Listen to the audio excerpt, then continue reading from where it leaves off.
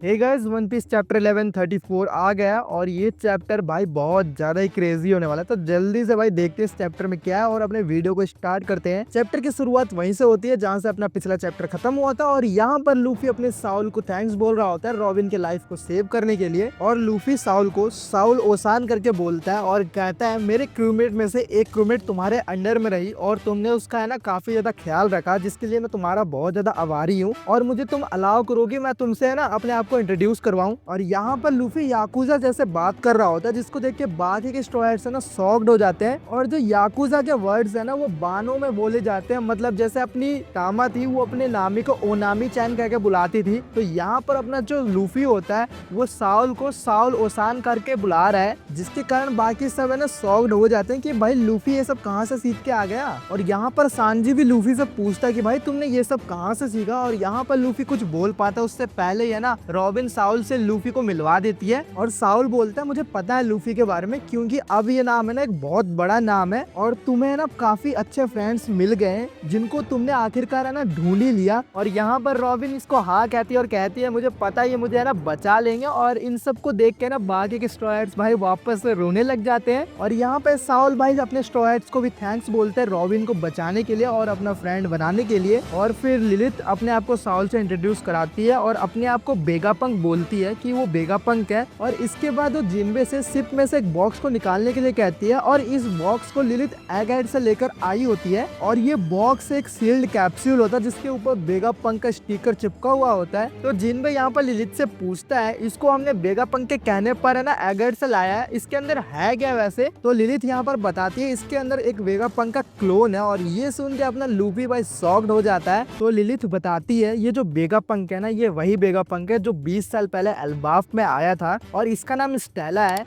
और अगर स्टेला अपने लैब को छोड़कर चली जाती ना तो जो गवर्नमेंट है उसको स्टेला के ऊपर शक हो जाता और इसी के कारण ही हम इसको न्यूट्रिएंट मीडियम में डालकर बाहर लेके आए हैं। पर हमारे पास इसको सेफली बाहर निकालने के लिए अभी मशीनरी नहीं है और इसी रीजन के कारण लिलिथ अब एल्बाफ में ही रहेगी और वेगापंक के क्लोन से मतलब स्टेला से वेगापंक को वापस से जिंदा करेगी। और पूमा को भी ठीक करने के लिए ना ये एक लैब को यहाँ पर अब बनाएगी। फिर जाइंट स्ट्रॉयर्स को स्कूल घुमाने का फैसला करते हैं और तभी दूसरे side robin Saul chopper Lilith और बॉनी आउल लाइब्रेरी में जाने का फैसला करते हैं। स्कूल के अंदर जाने से पहले ही ऊसब को बाहर कुछ बच्चे ना खेलते हुए दिखते हैं, जिनसे ऊसब जाके पूछता है कि क्या तुम बड़े होकर एडवेंचर पर जाना चाहते हो। तो वो जो बच्चे होते हैं वो बोलते हैं भाई अब इनका ट्रेंड नहीं रहा है तो हमें है ना इनका कोई शौक नहीं है। तो यहाँ पर ऊसब है ना सोच में पड़ जाता है और बोलता है क्या मतलब भाई अब ट्रेंड नहीं रहा है। तभी उन बच्चों में से एक जाइंट बच्चा बोलता है तुम अभी जहाँ पर खड़े हो ना तुम्हें वहाँ से हट जाना चाहिए क्योंकि तुम है ना रिप्लेस सनसे के ऊपर खड़े हो। और तभी हम है ना ऊसब और लूफी को देखते हैं भाई वो बातचीत करते करते वो रिप्ले के बॉडी पर चढ़ जाते हैं जो कि भाई ग्राउंड पर लेटी हुई होती है। और यहाँ पर हमें रिप्ले के बारे में पता चलता है कि ये एक वॉरियर है जिसके फेस पर है ना एक लाइन वाला टैटू है और ये एल्बाफ के वालरस एकेडमी में बायोलॉजी की टीचर है। यहाँ पर ऊसब बहुत ज्यादा घबरा जाता है और घबरा कर बोलता है हमने एक जाइंट के ऊपर कदम रख दिया इसके लिए हमें माफ कर दो। तो रिप्ले यहाँ पर बोलती है कोई दिक्कत नहीं है, तुम इतने भी भारी नहीं थे और इसके अलावा तुम शायद से यहाँ पर सरप्राइज्ड हो गए हो क्योंकि जो एल्बास के वॉरियर है ना उन्होंने पूरे वर्ल्ड में तबाही मचा रखी थी। पर ये बात सब है ना 100 साल पहले की बात है, अब ये एरा नहीं रहा है कि यहाँ पर कोई वायलेंस या फिर वॉर हो। फिर रिप्ले बताती है वायरलेस एकेडमी में जो जाइंट के बच्चे पढ़ते हैं वो एल्बास के बाकी के बच्चों के मुकाबले बहुत ज्यादा शांत है क्योंकि ये जो स्कूल है ना वो किंग हार्लेट के विल को फॉलो करता है। और किंग हार्लेट चाहते थे कि एल्बास एक पीसफुल नेशन बने और वॉर की जगह यहाँ पर है ना ट्रेडिंग और साथ में बाकी की चीजें हो, इसलिए उनका एल्बास के विलेज में जो एल्डर्स रहते थे ना बूढ़े लोग उनसे उनका तालमेल नहीं बन पाया। और लोकी के किंग हार्लेट को मारने के बाद अब एल्बास का कोई भी किंग नहीं है। और यहाँ पर रिप्ले बताती है वो एल्बास के वॉरियर्स के ना लास्ट जनरेशन में से है, इसलिए उसको लूफी का जो व्हाइट फॉर्म मतलब अपने गियर 5 को देखना ना बहुत ज्यादा पसंद है क्योंकि एल्बास के माइथोलॉजी के हिसाब से एक समय था जब एक वॉरियर था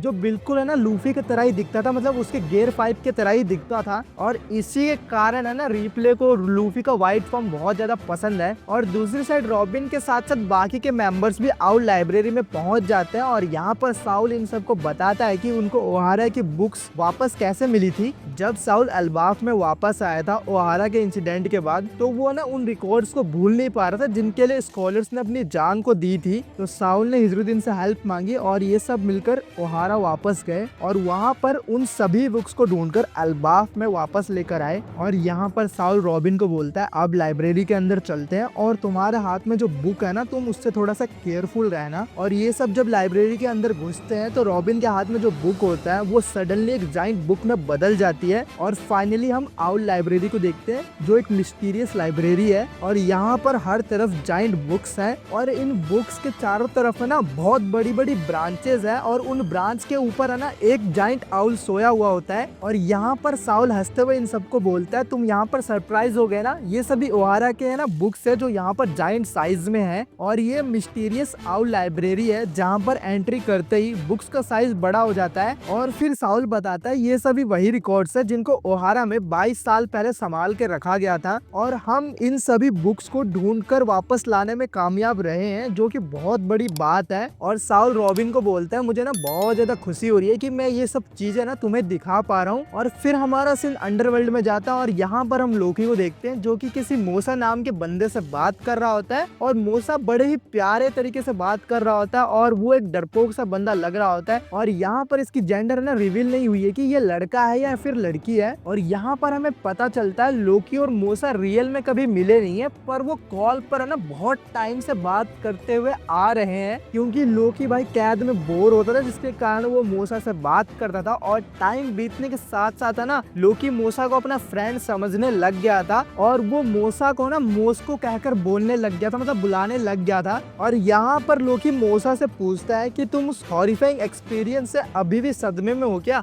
तो यहाँ पर मूसा बताता है हाँ बिल्कुल, मैं उस चीज को जब भी याद करता हूँ ना तो मैं है ना अंदर से हिलसा जाता हूँ या फिर हिलसी जाती हूँ क्योंकि इसका जेंडर हमें पता नहीं है। तो यहाँ पर लोकी उसको बोलता है अगर मैं वहां पर होता ना तो मैं तुम्हारे लिए उन बंदों को ना मार ही देता। मतलब इसके साथ कुछ है ना ऐसा सीन हुआ होगा जहाँ पर बहुत सारे बंदों ने मिलकर है ना इसकी वाट लगा दी होगी और उस चीज को ना ये बंदा भूल नहीं पा रहा होगा या फिर ये बंदी भूल नहीं पा रही होगी। तो मूसा को ना लोकी की बातें सुनकर है ना ये फील होने लगता है कि लोकी है ना बस स्कैरी बातें करता है पर उसका दिल है ना बहुत ज्यादा अच्छा है। लेकिन ये चीज सुनकर भाई लोकी बहुत ज्यादा गुस्सा हो जाता है। और इसके बाद हम अल्बाफ के वेस्टर्न विलेज को देखते हैं जहाँ पर जायंट्स है ना स्ट्रॉयड्स का इंतजार कर रहे होते हैं कि वो बंदे कब आएंगे और वो अपनी पार्टी को कब स्टार्ट कर सकते हैं। और तभी सडनली उनके पीछे विलेज के कैसल में एक ब्लैक लाइटनिंग चमकती है और महल के अंदर थ्रोन रूम के पास में ही एक मैजिक सर्कल अपेयर होता है। और ये मैजिक सर्कल वही सर्कल होने वाला है जिसको हमने एगैड में देखा था जब गोरेसन ने ना एगैड के अंदर एंट्री करी थी। पर इस सर्कल के ऊपर कोई भी नंबर नहीं होता पर सैटर्न के सर्कल के ऊपर नंबर 5 लिखा हुआ था। और मैजिक सर्कल में से दो बंदे बाहर आते हैं जिन्होंने ब्लैक कलर के रोब को पहन रखा होता है और उनमें से पहला बंदा सैंक्स के जैसा दिख रहा होता है जिसको हमने चैप्टर 907 में देखा था। और दूसरा बंदा वो एक लड़की जैसी लग रही होती है और उसके मुंह पर है ना पट्टियां बंधी होती है और उसका लेफ्ट आई हेयर से ढका हुआ होता है। और इन दोनों को देखने के बाद अपना चैप्टर है ना यहीं पर खत्म हो जाता है। तो फाइनली गाइस चैप्टर के बारे में बात कर लेते हैं। चैप्टर बहुत ज्यादा अमेजिंग था और हमने एक नए कैरेक्टर को देख लिया है जो भाई जायंट के लास्ट जनरेशन में से एक होने वाली है, मतलब जायंट वॉरियर के लास्ट जनरेशन में से एक होने वाली है। और वो अपने बायोलॉजी की टीचर है और उसका नाम रिप्ले है और उसको भाई लूफी गियर 5 देखना ना बहुत ज्यादा पसंद है। और सेकंड थिंग भाई अपना लोकी, वो बंदा किससे बात कर रहा है हमें अभी कोई भी आइडिया नहीं है, मतलब हमें बस उसका नाम पता चला है, वो उससे क्यों बात कर रहा है इसका कोई आइडिया नहीं है और उसका जेंडर भी रिवील नहीं हुआ है कि वो बंदा है या फिर बंदी है, ठीक है। और वो लोकी से क्यों बात कर रही है, उसका क्या कनेक्शन वगैरह है, उसके बारे में हमें कोई भी आइडिया नहीं है। और थर्ड थिंग होने वाला हमारे सैंक्स का डुप्लीकेट या बहरूपिया या फिर तुम जुड़वा कह लो, जो भी है वो बंदा भाई अल्बाफ में क्यों आया है और उसके पास गोरो से जैसा टेलीपोर्ट होने की पावर कैसे आई है। क्योंकि हमने देखा था भाई ईमू ने ना गोरेसो को ये सब पावर दे रखी है, तो शायद से ईमू ने ना अपने सैंक्स के बहरूपिया को, इसका नाम तो हमें पता नहीं है अभी तक, तो बहरूपिया ही बोलेंगे, इसको पावर दे रखी होगी। और ये बंदा अल्बाफ में क्यों आया है भाई। और लास्ट में हमने देखा भी है कि जो अल्बाफ के बाकी के लोग है ना जो महल के अंदर थे वो इनको इन्वेडर्स कह रहे थे, मतलब भाई इन्होंने ना इन्वेड करा अपने अल्बाफ के अंदर। और इन्होंने इन्वेड क्यों करा भाई, सोचने वाली बात यह है। और इसके साथ वो जो दूसरी पर्सन है वो कौन थी और वो यहाँ पर क्यों आई है, ये सब भाई बहुत ज्यादा दिमाग घुमाने वाली बात है। और ये सब शायद से हमें भाई नेक्स्ट चैप्टर में ही देखने को मिलेगा। तो भाई मिलते हैं हम नेक्स्ट चैप्टर के एक्सप्लेनेशन में। और अगर आपको वीडियो पसंद आई होगी तो प्लीज वीडियो को लाइक करना, शेयर करना, साथ में चैनल को सब्सक्राइब कर देना। Thank you guys.